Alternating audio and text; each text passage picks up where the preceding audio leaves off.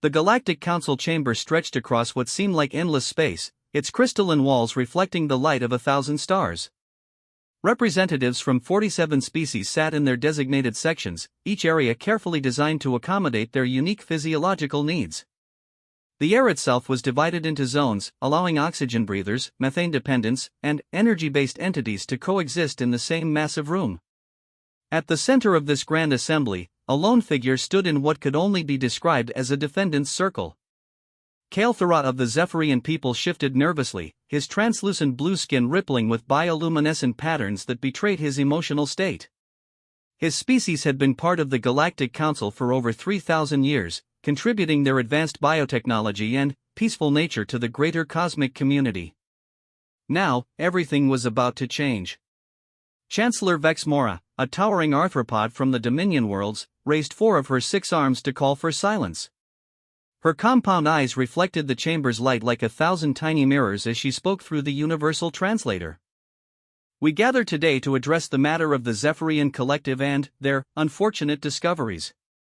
Her voice carried the weight of absolute authority. Evidence has been presented that proves beyond doubt that your research into quantum consciousness has violated the sacred doctrine of mental sovereignty. Kael'thara's bioluminescent patches flared brighter, a clear sign of distress among his people. Honored Chancellor, we never intended to breach any being's mental barriers. Our research was purely theoretical, focused on understanding how consciousness might exist beyond physical death. We had no idea our experiments would accidentally tap into the collective memories of other species. A collective gasp rippled through the chamber. The Zephyrians hadn't just violated the sacred doctrine, they had committed the ultimate sin in galactic society. Mental privacy was considered more sacred than life itself. Wars had been fought over lesser violations. Ambassador Thysandra of the Serpentine hegemony coiled her massive form higher, her forked tongue tasting the tension in the air. The damage is already done, Zephyrian. Your people have seen into minds that were never meant to be opened. You have witnessed the private thoughts, fears, and memories of 17 different species across 43 worlds. The truth was even worse than the formal charges suggested. The Zephyrian research team hadn't just glimpsed random thoughts, they had accessed the deepest, most shameful secrets of entire civilizations. They had seen the Thysandran's ancient practice of consuming their own young during food shortages. They had witnessed the Dominion's systematic genocide of 3 lesser species during their expansion phase. They had observed the energy beings of Vextai deliberately starting wars between organic species for entertainment. These were secrets that had been buried for millennia, sins that entire civilizations had agreed to forget in the name of galactic peace and cooperation. The penalty is clear, Chancellor Vexmora continued, her voice echoing through the vast chamber. Exile. Complete and permanent separation from galactic civilization. No member species may offer aid, trade, or communication to the Zephyrian people. They are to be treated as if they no longer exist. Kael'thara felt his legs weaken beneath him. Exile from the galaxy meant death, not immediate, perhaps, but inevitable. The Zephyrian homeworld couldn't sustain their entire population without the resource networks that galactic membership provided. Their colonies would be cut off, left to survive or perish on their own. There must be another way, he pleaded, his bioluminescence now pulsing in rapid, desperate patterns. We could undergo memory wipes, selective amnesia procedures. We could swear binding oaths never to reveal what we've learned. The Chancellor's compound eyes seemed to focus entirely on him. The contamination runs too deep, Zephyrian. Your entire research team has been compromised. Worse, they have shared their findings with your government, your military, your academic institutions. The knowledge has spread like a plague through your society. This was true, and Kael'thara knew it. When the research team had first made their accidental breakthrough, they had been excited by the implications. The ability to access quantum echoes of consciousness could revolutionize medicine, archaeology, even diplomacy.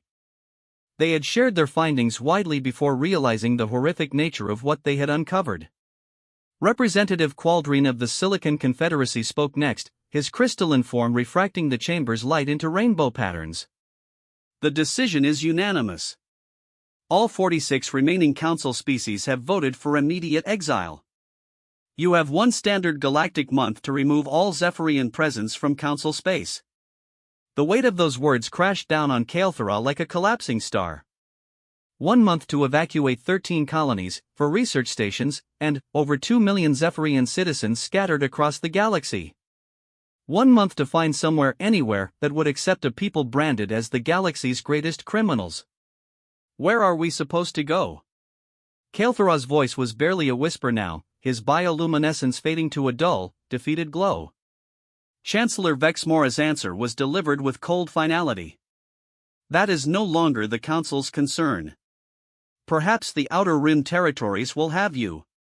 Perhaps you will find empty worlds to colonize. Or perhaps you will simply fade away. The galaxy will remember the Zephyrians as a cautionary tale about the dangers of seeking knowledge that was never meant to be found. As the session ended and representatives began filing out of the chamber, Kael'thara remained standing in the defendant's circle, processing the magnitude of what had just occurred. His people, peaceful, curious, scientifically advanced, had become galactic pariahs in the space of a single day. But, as he stood there in the growing emptiness of the chamber, his mind began to work. The Outer Rim territories. There were stories, legends really, of species beyond the galactic frontier. Primitive worlds that hadn't yet achieved faster-than-light travel. Young civilizations that might not know or care about galactic politics. There was one world in particular that had been mentioned in recent intelligence reports. A small blue planet on the edge of the Orion spiral arm. Its inhabitants called it Earth, and they were just beginning to reach beyond their own atmosphere with crude chemical rockets. The humans, as they called themselves, were supposedly violent and unpredictable. They fought amongst themselves constantly, showed little respect for authority, and had a disturbing tendency to help anyone they perceived as being in need, regardless of the consequences. For the first time since the trial began, Kael'thara's bioluminescence flickered with something that might have been hope. The journey to Earth took nearly 3 months, even with the fastest ships the Zephyrian fleet could manage. They had been forced to take circuitous routes, avoiding all established hyperspace lanes and Council monitoring stations. What should have been a simple 2-week journey became an epic migration through uncharted space. The Zephyrian Exodus fleet consisted of 47 ships carrying over 2 million refugees. They had managed to evacuate their core worlds and most of their colonies, though they'd been forced to leave behind centuries of infrastructure and cultural sites. Many elderly Zephyrians had chosen to remain behind, preferring death on their homeworlds to life in exile. Admiral Synthera stood on the bridge of the flagship Luminous Dawn, watching the blue-white marble of Earth grow larger on the viewscreen. Her bioluminescent patches displayed a complex pattern of anxiety and determination as she reviewed the intelligence reports one final time. The humans were indeed primitive by galactic standards. They hadn't yet developed faster-than-light communication, their weapons were based on crude chemical explosives and metal projectiles, and their society was fragmented into nearly 200 separate nation-states that seemed to exist in a constant state of tension with one another. But there were other aspects of human civilization that intrigued her. They showed remarkable adaptability, having colonized every habitable region of their planet and even established a few small outposts in their local space. They had survived multiple extinction events and recovered from devastating global wars. Most surprisingly, they had developed sophisticated arts and literature despite their technological limitations. Admiral, her communications officer reported, were receiving transmissions from the planet's surface. Multiple sources in different languages. It appears several of their nations have detected our approach. Synthera's patterns shifted to show mild amusement. Of course the humans had spotted them. For all their primitive technology, they maintained an impressive surveillance network. She had read about their military doctrine, paranoid, aggressive, but surprisingly sophisticated in its understanding of strategy and tactics. Any signs of hostile intent? Negative, Admiral. The transmissions appear to be attempts at communication. They're broadcasting mathematical sequences, prime numbers, even what appears to be music. Music. That was unexpected. Most species waited until they were certain of first contact protocols before sharing cultural elements. The humans were apparently eager to communicate despite having no idea who or what was approaching their world. "Admiral," the navigation officer called out, "we're detecting multiple launch signatures from the planet's surface. Appears to be primitive rocket technology." Synthera's patterns flickered with concern. "Weapons? Uncertain, but I don't think so. The launch trajectories are too predictable for weapons, and the payloads appear too small for effective warheads. If I had to guess, I'd say they're sending up observation platforms. Satellites." The humans were launching surveillance satellites to get a better look at the approaching fleet. Again, Synthera found herself impressed by their pragmatic response. No panic, no immediate hostility, just a rational attempt to gather intelligence about unknown visitors. "Admiral, incoming transmission on a broad frequency band. It's in multiple languages. I think they're trying to find one we might understand. Put it through." The bridge speakers crackled with static, then cleared to reveal a distinctly human voice speaking in what their computers identified as English, one of the planet's major languages. "Unknown vessels, this is United Nations Space Command, Earth. We have detected your approach and wish to establish peaceful communication. We are transmitting this message in 12 languages and will continue to monitor all frequencies for your response. We welcome you to our system and hope to learn from each other." The bridge fell silent. In all the intelligence reports, in all the preparation for this desperate gambit, no one had expected the humans' first response to be a simple welcome. "They're welcoming us," Communications Officer Velterra whispered, her bioluminescence showing wonder. "They don't know who we are, what we want, or what we're capable of, and their first instinct is to welcome us." Synthera studied the small planet on the viewscreen, this backwater world that might represent her people's last hope for survival. The humans had no idea what was coming their way, refugees from a civilization thousands of years more advanced, carrying knowledge that had made them outcasts from galactic society. They had no idea that in welcoming the Zephyrians, they were about to change not just their own destiny, but the destiny of the galaxy itself. "Open a channel," she ordered. "It's time to introduce ourselves." Hashtag cast out by the galaxy. Earth welcomed them. Dr. Sarah Chen stood in the hastily constructed communication center at Cape Canaveral, her hands trembling as she adjusted the massive radio array for the 15th time in an hour. Around her, the world's leading linguists, astronomers, and diplomats worked frantically to prepare for humanity's first contact with an alien civilization. The Zephyrian fleet had been broadcasting on multiple frequencies for the past 6 hours, their transmissions growing clearer as their translation systems adapted to human languages. What had started as mathematical sequences had evolved into basic vocabulary exchanges, and, finally, into something approaching actual conversation. "Dr. Chen," called Professor Martinez from the linguistics station, "we're getting more complex sentence structures now. Their translation technology is remarkable. It seems to be learning our grammatical patterns in real time." Sarah nodded, not trusting herself to speak. She had spent her entire career dreaming of this moment, but never imagined it would happen like this. The Zephyrians weren't explorers or conquerors, they were refugees, fleeing some kind of galactic persecution that they were reluctant to discuss in detail. The main speakers crackled to life with Admiral Synthera's voice, now speaking fluent English with only the slightest accent. "Dr. Chen, I understand you are the designated liaison for your species. I want to be completely honest with you about our situation. My people are exiles, cast out by the galactic community for discovering knowledge that we were forbidden to possess.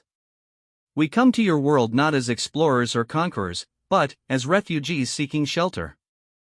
General Harrison, the military representative, leaned toward his microphone.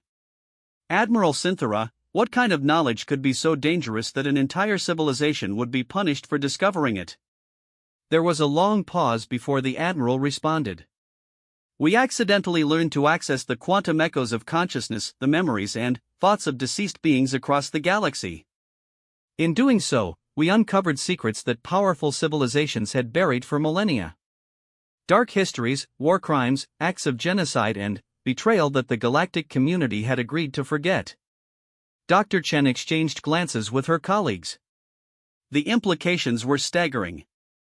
These beings had essentially developed a form of technological telepathy that could access the memories of the dead and had been punished for revealing inconvenient truths. "Why come to Earth?" asked Ambassador Williams from the State Department. "Why risk approaching a primitive world when you could have found uninhabited systems?" "Because," Admiral Synthera replied, her voice carrying a note of something that might have been hope, "our intelligence suggests that humans have a unique characteristic among known species. You help those in need, even when it's dangerous or costly to do so. Even when you don't understand the situation completely." General Harrison frowned. "That's not exactly a strength in most military doctrines." "Perhaps not," the Admiral agreed, "but it's exactly what we need right now. We have over 2 million refugees in our fleet, including children, elderly, and those who require specialized medical care. We need safe haven while we determine our next course of action." The communication center fell silent as the weight of the decision settled on everyone present. 2 million aliens seeking refuge on Earth, beings with technology thousands of years beyond human capability, carrying knowledge that had made them enemies of an entire galaxy. President Morrison's voice came through the secure line from Washington. "Admiral, I need to understand the risks. Are we putting our world in danger by helping you?" Another pause, this one longer. "I cannot lie to you, Mr. President. The Galactic Council has declared us extinct in the eyes of galactic civilization. Any species that aids us would theoretically face similar punishment. However, Earth is not a member of galactic civilization, and you exist so far from Council space that they may never know of your involvement." "Theoretically," General Harrison noted grimly.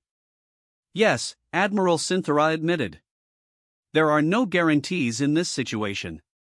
I can only promise that my people will be grateful for any assistance, and that we would be willing to share our knowledge and technology with those who show us kindness." Dr. Chen's scientific mind raced at the possibilities. Technology thousands of years beyond human capability. Knowledge of galactic civilization. The answers to questions humanity had been asking since they first looked up at the stars. But it was President Morrison who surprised everyone with his response. "Admiral, I'm going to be honest with you. The human race has a long history of taking in refugees, even when it's difficult or dangerous. We've done it for our own species countless times, and we've rarely regretted showing compassion to those in need. I can't speak for all of humanity, but I can speak for my country, and we're willing to help." The response came faster this time, and, for the first time, Admiral Synthera's voice carried clear emotion. "Mr. President, my people will not forget this kindness." Over the following weeks, the world watched in amazement as the Zephyrian fleet settled into orbit around Earth's moon. The aliens' technology was indeed far beyond human capability. Their ships seemed to violate several known laws of physics, their medical technology could cure diseases that humanity had struggled with for centuries, and their understanding of quantum mechanics made human scientists feel like children playing with blocks. Dr. Chen found herself working 18-hour days as part of the joint Human-Zephyrian Scientific Committee. The aliens were remarkably generous with their knowledge, sharing technological advances that would have taken humanity centuries to develop on their own. Fusion power, faster-than-light communication, advanced materials science, medical technology that could extend human lifespans by centuries, all offered freely in exchange for simply being allowed to exist peacefully in Earth's system. "Your people are remarkable," Kael'thera told her during one of their regular meetings. The Zephyrian scientist had been appointed as the primary liaison between their civilizations, and Sarah had grown fond of his quiet curiosity about human culture. "How so?" she asked, looking up from the quantum consciousness research notes he had shared with her. The technology that had gotten his people exiled was fascinating from a purely scientific perspective, the ability to access the memories and experiences stored in quantum fields after biological death. "You've known us for barely a month," he explained, his bioluminescent pattern showing what she had learned to recognize as contentment. "Our technology is completely foreign to you, our appearance is alien, and we've brought danger to your world simply by being here. Yet your people have welcomed us as if we were long-lost relatives." Sarah shrugged. "It's what we do. When someone needs help, you help them if you can. It's not really more complicated than that." "It is for every other species we've encountered," Kael'thera replied.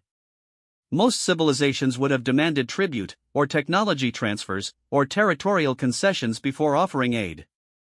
Many would have simply refused to get involved.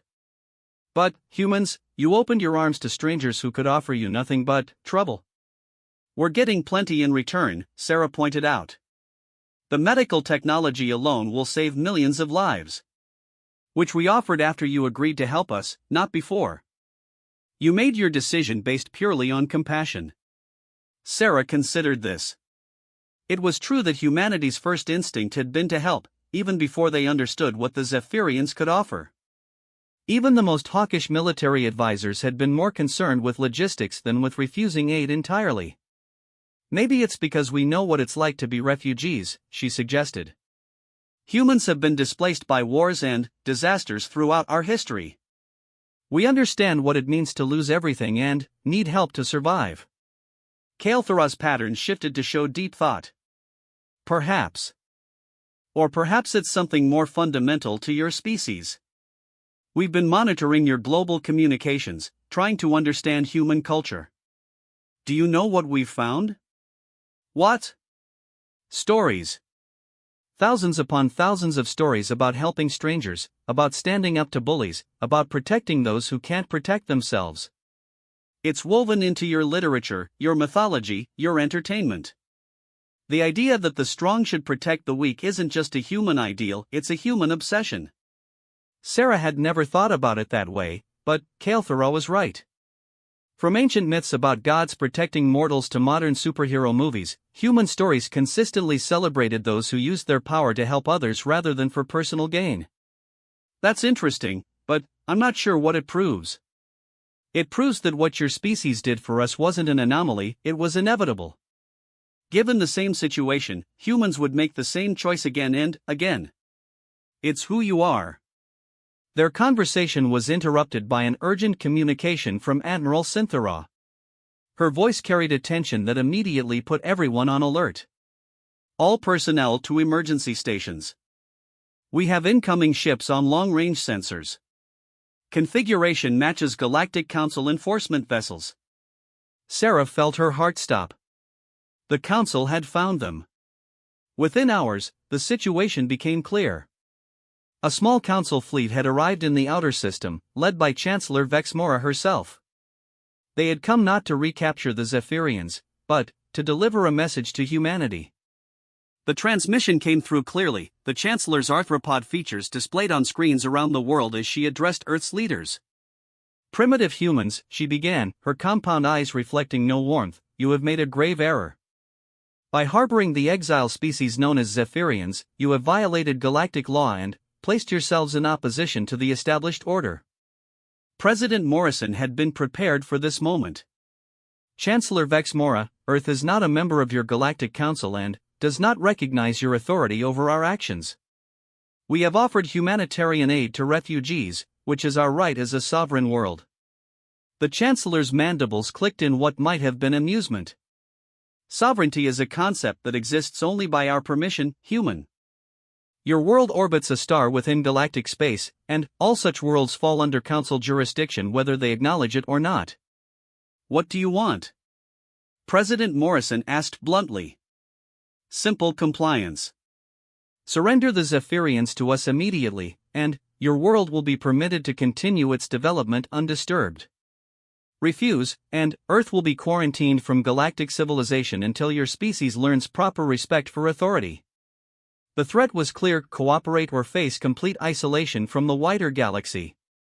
For a species just beginning to dream of reaching the stars, it was a devastating ultimatum. But President Morrison's response surprised even his own advisors. Chancellor, I appreciate your position, but I'm afraid we're going to have to respectfully decline. The Zephyrians are under Earth's protection now, and we don't abandon our friends just because someone threatens us. The Chancellor's compound eyes seemed to focus more intently on the transmission. You would sacrifice your species' future for the sake of aliens you have known for mere weeks? Ma'am, with all due respect, I don't think you understand humanity very well. We've been fighting bullies for our entire history, and we're not about to stop now just because this bully happens to come from space. For the first time in the conversation, Chancellor Vexmora seemed genuinely surprised. In all her centuries of dealing with various species, none had ever simply refused to comply with council authority. You are making a terrible mistake, human. The power difference between your species and the galactic community is so vast that resistance is meaningless. Maybe so, President Morrison admitted. But sometimes fighting a battle you can't win is still the right thing to do. The Zephyrians came to us for help, and, by God, we're going to help them. Sarah watched the exchange with a mixture of pride and terror. Humanity was taking a stand against an enemy they couldn't possibly defeat, risking their entire future for the sake of beings they had barely met. It was, she realized, exactly what Kael'thara had said was inevitable. It was what humans did. Cast out by the galaxy, Earth welcomed them. The quarantine lasted exactly 13 months before the first cracks began to show. Commander Jake Rodriguez floated in zero gravity aboard the orbital defense platform Defender 1, watching through reinforced viewports as another Council enforcement ship tried to prevent a human supply vessel from reaching the Zephyrian refugee settlements on Luna. The alien ship's tractor beam had locked onto the human freighter, but Captain Lisa Park wasn't giving up without a fight. Defender 1, this is Freight Runner 7, came Park's voice over the comm. They've got me in a tractor lock, but my engines are still burning. I'm not backing down. Rodriguez grinned despite the tension. Captain Park was typical of the spaceborne generation that had emerged since first contact, fearless, stubborn, and absolutely committed to their alien friends.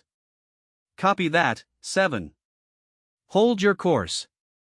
We've got something for them.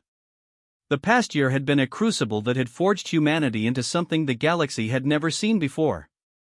Cut off from Earth's surface by the Council blockade, humans had adapted with characteristic ingenuity. They had built a thriving economy in space, using Zephyrian technology to construct habitats, mining platforms, and manufacturing facilities that could operate independently of their homeworld. More importantly, they had refused to abandon their principles. Firing solution locked, reported Weapons Officer Chen. EMP torpedo ready. Fire. The electromagnetic pulse torpedo, a joint human-Zephyrian design, struck the Council enforcement ship's tractor beam array dead center. The alien vessel's systems flickered and died, releasing Captain Park's freighter to continue its mission. Rodriguez opened a communication channel to the Council ship. Attention Council Vessel Hegemonic Authority, this is Commander Rodriguez of Earth Defense. You are in violation of free navigation rights in human space. Withdraw immediately or face additional defensive measures. The response came back in the cold, mechanical voice of a Dominion officer. Human vessels, you cannot maintain this resistance indefinitely. Your quarantine will continue until you comply with Council directives. Then, I guess we'll be here a while, Rodriguez replied cheerfully. Defender 1 out. This had become the routine. Council ships would intercept human vessels, humans would disable their systems without causing permanent damage, and the aliens would retreat to a safe distance to effect repairs. It was a strange kind of warfare, conducted with technological precision but without the intent to kill. The humans had learned that lesson from the Zephyrians, whose quantum consciousness research had revealed the deeper truths about the galaxy. Every species in the Council had dark histories, shameful secrets that they had buried beneath layers of civilization and diplomacy. The Zephyrians had seen the memories of the dead, witnessed the genocide and betrayal that had built the galactic order. But they had also seen something else, the potential for redemption that existed in every species, if they were willing to confront their past honestly. Commander, came a new voice over the comm, this is Admiral Synthara. We're detecting something unusual on long-range sensors. Rodriguez pulled up the tactical display on his console. A massive fleet was approaching from the direction of Galactic Core, bigger than anything the Council had sent before. How many ships, Admiral? Over 300, representing at least 20 different species. This isn't just an enforcement fleet, it's a full military armada. Rodriguez felt his stomach drop. Humanity's improvised defenses had been effective against small Council patrols, but 300 ships was an overwhelming force. Even with Zephyrian technology, Earth couldn't hope to resist that kind of firepower. Admiral, are you detecting any weapons signatures? There was a pause. That's the strange part, Commander. Most of these ships appear to be civilian vessels, transports, cargo haulers, even what look like passenger liners. Very few dedicated warships. Before Rodriguez could respond, the communication board lit up with incoming transmissions. Not from the approaching fleet, but from within the Sol system itself. Emergency broadcasts were coming from Council ships throughout the system, all saying the same thing. They were surrendering. The first alien to address the growing crowd in the United Nations Assembly Hall wasn't a Council representative or military officer. It was a being that looked remarkably like a large, bipedal wolf, wearing the simple robes of what appeared to be a civilian academic. Honored humans, the being said through a universal translator, I am Scholar Denkala of the Lupin Confederacy. I speak for the Free Species Movement, civilizations that have withdrawn from the Galactic Council in support of your actions. Secretary General Martinez leaned forward in his chair. Free Species Movement? News of your resistance has spread throughout the galaxy, Denkala explained. For the first time in millennia, a species has stood up to Council authority and refused to compromise their principles for the sake of convenience. Your example has inspired others to examine their own relationship with the Galactic Order. Dr. Chen, now serving as Earth's chief scientific advisor, raised her hand. How many species are we talking about? Currently, 43 civilizations have formally withdrawn from the Council and declared their independence. Another 67 are considering similar actions. The galactic order that has existed for 10,000 years is collapsing. The implications were staggering. Humanity's simple act of offering refuge to the Zephyrians had apparently triggered a galaxy-wide revolution. But why? Asked President Morrison, who had been re-elected largely on the strength of his handling of the alien crisis. Why would advanced civilizations risk everything over our small act of defiance? Denkala's wolfish features shifted into what might have been a smile. Because, Mr. President, your small act of defiance reminded us what we used to be before we became afraid. The Galactic Council maintains order through fear, fear of exile, fear of economic isolation, fear of being cast out into the darkness between the stars. But humans showed us that there are things more important than safety. Over the following days, Earth found itself at the center of a galactic transformation. The arriving fleets weren't conquerors, they were refugees, just like the Zephyrians had been. Species after species had abandoned their homeworlds rather than continue living under Council authority, seeking to build something new in the Outer Rim territories. Commander Rodriguez found himself working with alien officers he never could have imagined meeting. Captain Thorvald of the Ursine clans, a massive bear-like being who specialized in defensive tactics.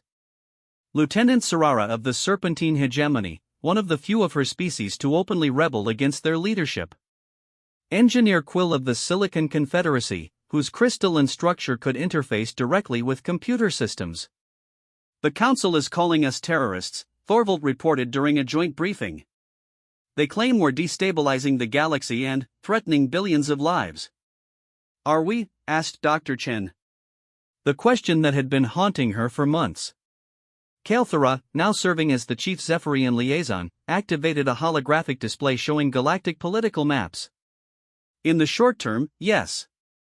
Trade networks are collapsing, established colonies are being abandoned, and several regions are experiencing resource shortages as supply chains break down. Then, maybe the Council is right, suggested President Morrison. Maybe stability is more important than principles. It was Lieutenant Sarara who responded, her serpentine form coiling as she spoke. Mr. President, my species has detailed records of pre-Council galactic civilization. Before the Great Unification, there were thousands of independent species exploring the galaxy, developing unique cultures, advancing at their own pace. The Council promised peace and prosperity, but what they delivered was stagnation. She manipulated the holographic display to show technological development curves. Galactic innovation has been declining for 8,000 years. New discoveries are rare, artistic expression is homogenized, and entire species have lost their cultural identity in the name of unity. The Council didn't create peace, they created a prison. Kael'thara's bioluminescent patterns showed agreement. Our quantum consciousness research revealed memories from species that existed before the Council. They were vibrant, diverse, constantly growing and changing. The galaxy was dangerous, yes, but it was alive in a way that it hasn't been for millennia. So what are you proposing? Asked Rodriguez. A new model, Denkala answered. Instead of one monolithic government controlling everything, we create a loose alliance of independent species.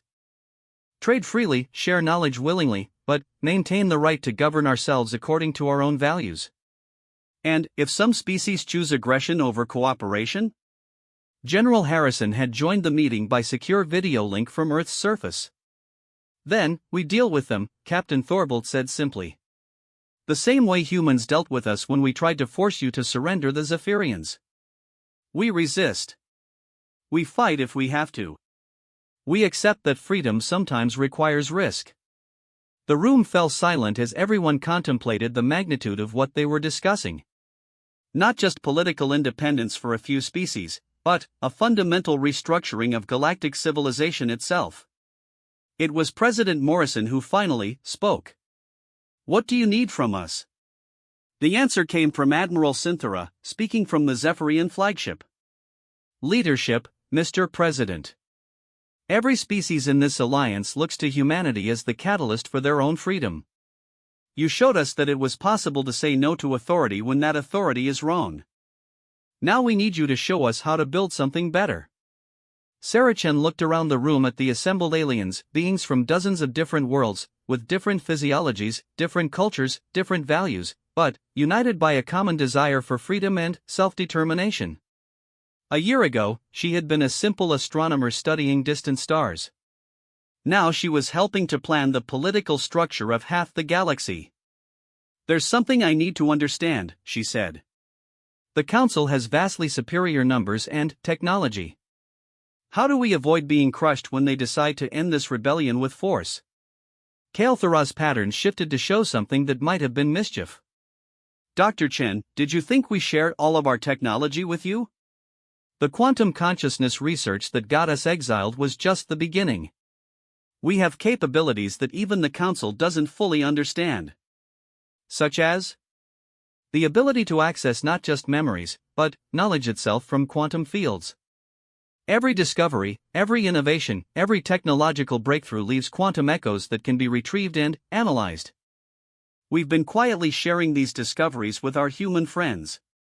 Engineer Quill's crystalline form chimed with harmonic resonance. Combined with human innovation and the industrial capacity of our allied species, we've developed technologies that are genuinely superior to Council standards. They have quantity, but we have quality. Lieutenant Sarara added, more importantly, we have motivation. The Council fights to maintain order. We fight for our freedom. 6 months later, the first battle of the Galactic Liberation War took place in the Proxima Centauri system. Council forces, led by Chancellor Vex Mora herself, attempted to retake the strategic star system that had become the informal capital of the Free Species Alliance. They were met by a combined fleet of human and alien vessels using tactics and technology that seemed to violate everything the Council thought they knew about warfare. Human captains, trained in the aggressive traditions of their species' military history, led multi-species crews with a coordination that shouldn't have been possible. The battle lasted 6 hours. When it was over, the Council fleet was in full retreat, and Chancellor Vex Mora was broadcasting surrender terms. Commander Rodriguez, now Admiral Rodriguez commanding the Alliance flagship Humanity's Promise, accepted the Chancellor's surrender with characteristic human directness. Chancellor, your options are simple. You can withdraw all Council forces to core galactic territories and recognize the independence of Alliance worlds, or we can continue this war until you're forced to surrender unconditionally. The arthropod leader's compound eyes reflected what might have been defeat. Human, you do not understand the chaos you have unleashed. Without central authority, the galaxy will tear itself apart. Maybe, Rodriguez admitted. But that's our choice to make, isn't it? Freedom includes the right to make mistakes. And if you're wrong? If this alliance collapses into barbarism and warfare? Rodriguez looked around the bridge of his ship, at the alien officers who had become his friends and colleagues, at the humans who had adapted to life among the stars with their characteristic stubborn optimism. Then, we'll deal with that when it happens. Together. The Treaty of Seoul was signed 2 years later, formally recognizing the Free Species Alliance as an independent political entity with sovereignty over the Outer Rim territories. The Galactic Council retained control over the core worlds, but their authority was forever diminished. More importantly, the galaxy had rediscovered something it had lost millennia ago: the right to choose its own destiny. Dr. Sarah Chen stood on the observation deck of Luna's city, watching as ships from hundreds of different species docked at the massive orbital facility that had become the Alliance's primary diplomatic center. Children, human, Zephyrian, Lupin, and dozens of other species played together in the park sections, their laughter echoing through the corridors in universal harmony. Kael'thara joined her at the viewport, his bioluminescent pattern showing deep contentment. "Do you ever wonder what would have happened if your species had turned us away?" Sarah considered the question. "Sometimes. But I don't think we could have. It's not who we are." "No," Kael'thara agreed. "It's exactly who you are. And the galaxy is better for it." Outside the viewport, the stars shone with promise rather than threat, each one a potential destination for species free to explore and grow according to their own values. The galaxy was no longer united under a single authority, but it was something more important. It was free. And it was humans who had shown them the way. The message arrived on 17 different frequencies at the same time, cutting through every communication channel Earth had ever established. Dr. Sarah Chen was drinking her third cup of coffee in the deep space monitoring station when her screens exploded with alien text that somehow, impossibly, translated itself into perfect English as she watched. "Please, anyone who receives this transmission, we are dying. Our world burns. Our children cry in the darkness. The Void Hunters have come, and we cannot stop them. We are the colony of the Seventh Ring. Our weapons are broken.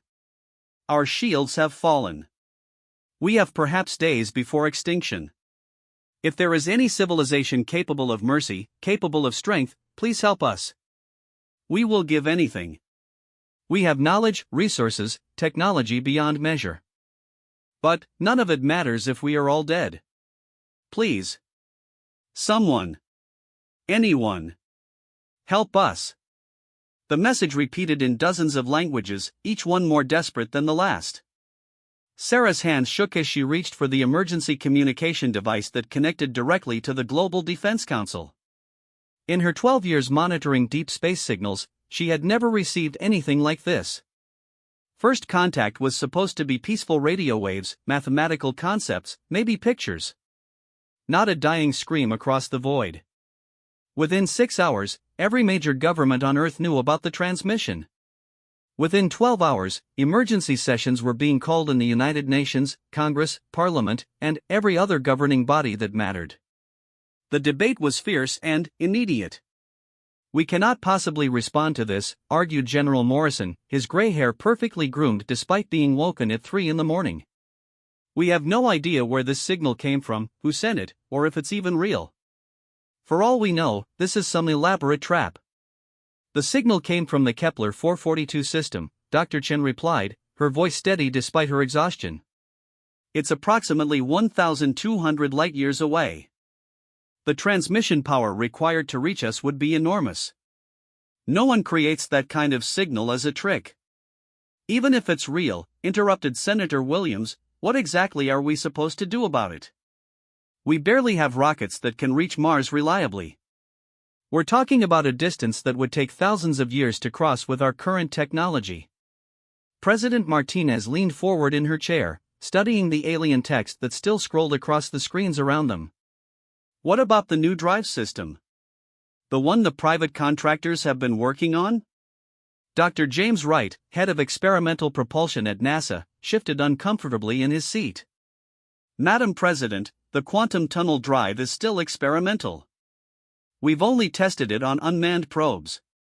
The furthest we've successfully sent anything is about 50 light-years, and that took every bit of power we could generate." "But it worked?" "Yes, but how long would it take to reach this Kepler system?" Dr. Wright pulled up calculations on his tablet, his fingers flying over the screen. If we could build a ship large enough to carry the necessary fuel and equipment, and if we pushed the drive to its theoretical maximum, maybe 18 months.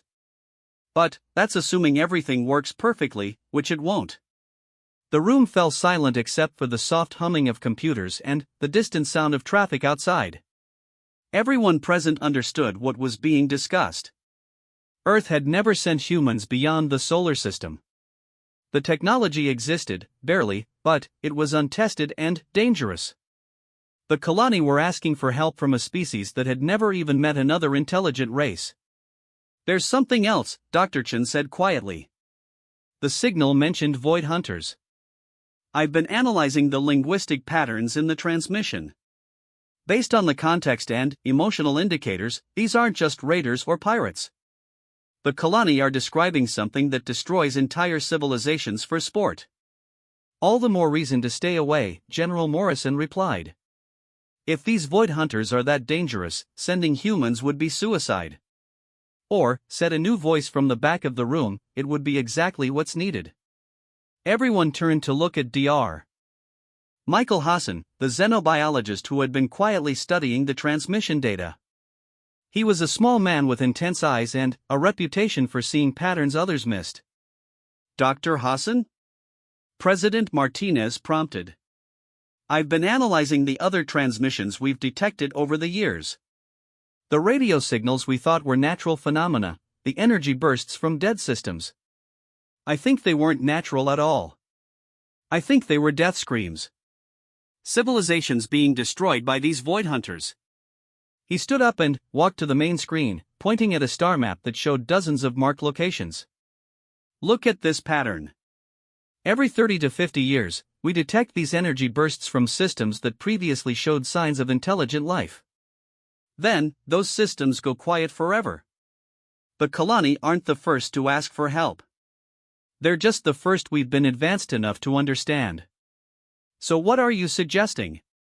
Senator Williams asked, though her tone suggested she already knew the answer. I'm suggesting that these void hunters have been systematically destroying every intelligent species in this region of the galaxy. And, if the pattern holds, Earth is next. The room erupted in arguments and shouted questions, but President Martinez raised her hand for silence. Dr. Hassan, are you saying that whether we help the Kalani or not, we're going to have to face these void hunters eventually? That's exactly what I'm saying. The only question is whether we face them alone, with no allies and no knowledge of their capabilities, or whether we face them alongside whatever species we can save. General Morrison stood up abruptly, his chair scraping against the floor. This is insane. We're talking about sending humans, completely untested in deep space, to fight aliens we know nothing about, using technology that might explode the moment we turn it on. Yes, Dr. Hassan replied calmly.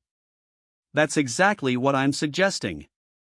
And why would we possibly do something that's suicidal? For the first time since the meeting began, Dr. Hassan smiled. It wasn't a pleasant expression. Because, General, they've made one crucial mistake. They've never encountered humans before. 3 days later, the Global Defense Council reached its decision. The vote was closer than anyone would admit publicly, but the decision was made. Earth would respond to the Kalani distress call. The ship they built was called the Terra's Wrath, though the official designation was Deep Space Response Vehicle 1. It was a masterpiece of engineering desperation, thrown together in 6 months using every advanced technology Earth possessed. The quantum tunnel drive took up nearly half the ship, requiring its own dedicated reactor and enough backup systems to power a small city.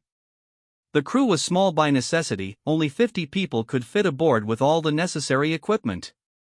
They were chosen not for their diplomatic skills or scientific knowledge, though many possessed both.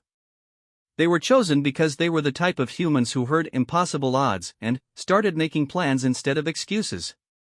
Captain Elena Rodriguez had commanded submarines in 3 different wars and once spent 8 months trapped under the Arctic ice. Her second in command, Major James Park, was a former Special Forces operator who had never lost a soldier under his command. Dr. Lisa Thompson was a combat medic who had worked in disaster zones across 3 continents. Chief Engineer Tommy Walsh had built mining equipment for asteroid operations and knew more about keeping machines running in impossible conditions than anyone else alive. They were all volunteers. Every single person aboard the Terra's Wrath had been told exactly how dangerous the mission was, how little they knew about what they would face, and how unlikely they were to ever return home. The response had been overwhelming. For every position available, there had been 100 qualified applicants. The night before departure, Captain Rodriguez stood in her quarters looking at pictures of Earth. Her home, her family, everything she had ever known was contained in those images. In 18 months, if they were incredibly lucky, she would either be fighting unknown aliens in a distant star system or be dead in the void between worlds. She thought about the Kalani message that had started all of this. The desperation in those words, the certainty that death was coming and there was nothing they could do to stop it. How many other species had sent similar messages into the dark, hoping against hope that someone would hear and care enough to help? Her door chimed, and Major Park entered with 2 cups of coffee and a grim expression. "Having second thoughts, Captain?" "Every minute," she replied honestly. "You?" "Same. But I keep thinking about something my grandfather told me. He fought in World War II, landed at Normandy. I asked him once how he found the courage to run up that beach when he knew people were shooting at him." "What did he say?"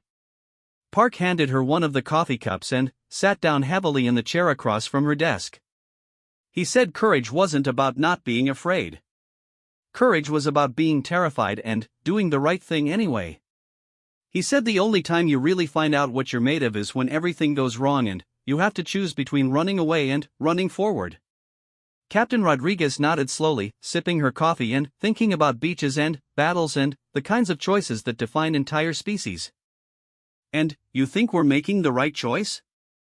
"I think," Major Park said carefully, "that if someone doesn't make this choice, there won't be anyone left to care whether it was right or wrong." The next morning, Terra's Wrath launched from the orbital construction platform with minimal ceremony.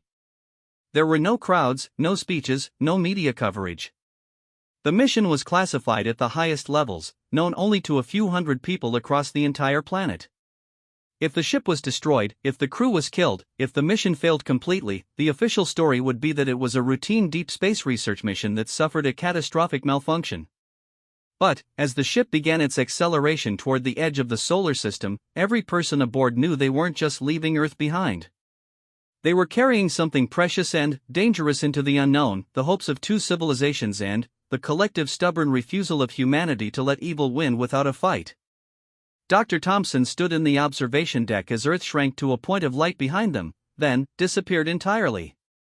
Beside her, Chief Walsh was running diagnostics on the quantum tunnel drive, muttering about power fluctuations and probability matrices. "You know," Dr. Thompson said quietly, "when I was a little girl, I wanted to be an astronaut. I used to dream about traveling to other worlds, meeting aliens, seeing the wonders of the galaxy." "And now you're doing exactly that," Walsh replied without looking up from his instruments. "Yes, but I always imagined it would be more peaceful. First contact was supposed to be about science and exploration and learning from each other." Walsh finally looked up, his weathered face serious in the dim light of the observation deck. "Doc, my father worked in the mines back when that was dangerous work. He used to say that the difference between a hero and everyone else wasn't that heroes were braver or stronger or smarter. The difference was that when something needed doing, heroes were the ones who showed up."